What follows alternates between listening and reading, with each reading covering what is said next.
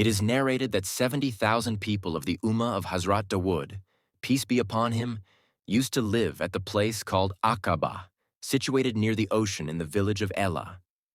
They used to lead a very lavish and happy life. Allah Almighty put them through a trial by forbidding to fish on Saturdays and kept its permissibility in the remainder days of the week. But the fact that fishing was forbidden on Saturdays because the fish used to come in abundance only on Saturdays compared to other days of the week.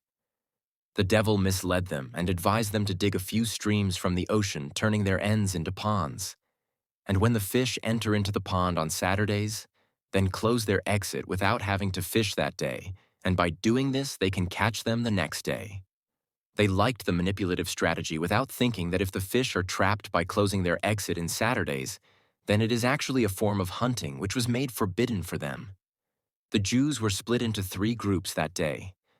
Some abstained from fishing on Saturdays and tried to reform the ones that were eager to do it. They were angry at them and cut ties with them.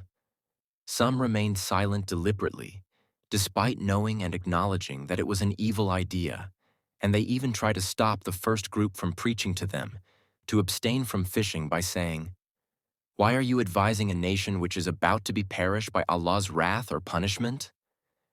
Some were those cruel, unjust people that went against Allah's commands openly and went out fishing on Saturday believing in the devil's manipulative strategy, ate the fish and sold them too.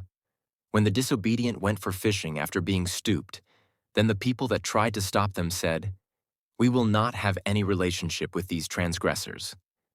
Hence, they divided the village into 2 portions by erecting a wall from the middle and also built a gate for entrance and exit. Hazrat Dawood, peace be upon him, cursed the fishermen in the state of anger. The effect of it was such that none of them came out the whole day. When people crossed the wall to find out, they saw that all of them turned into monkeys.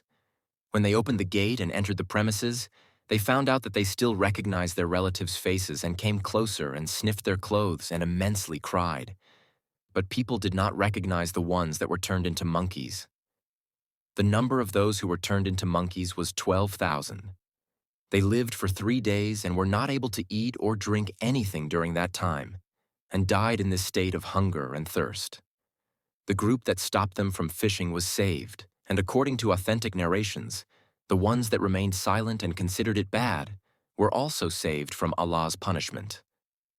Lesson: it creates awareness for us to realize the horrific consequences of going against Allah's commands, and also that the curse of a prophet can destroy anyone's life and bring forth the wrath of Allah Almighty, and he becomes disgraced in this world and in the hereafter. We seek Allah's refuge from this.